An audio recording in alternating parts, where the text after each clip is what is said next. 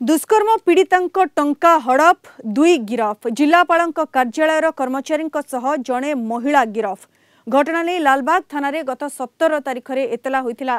गिरफ दुई जन हेले अमीय कुमार साहू और संगीता सिंह। अमीय कुमार साहू कटक जिलापाल कार्यालय काम करती।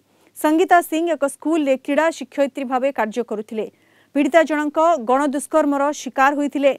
यापर मामला रुजु होता। परवर्ती समय अनुकंपामूलक राशि बाबद पीड़िता को 3टी किस्ती अर्थ प्रदान करा बोली कटक जिलापाल कार्यालय फोन जोगे जोगाजोग करी कहुला।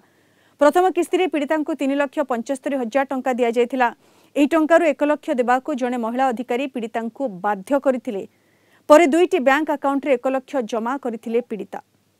प्रत्यक्ष तत्वावधान रे आर तदंत करा जाइथिला एवं तदंत रे जणा पड़ला जे जो विक्टिम कंपेनसेशन स्कीम रे से विक्टिम की जो 3,75,000 टका मिलवा थिला ता पूर्व से आसाई माने तांको सहित जोगसूत्र रक्षा कले एवं तांको कहले जे तमे हमको 1 लाख टका दब नले आमे तुमर जो विक्टिम कंपेनसेशन हेछि सेटा हम तुम बंद कर देबो।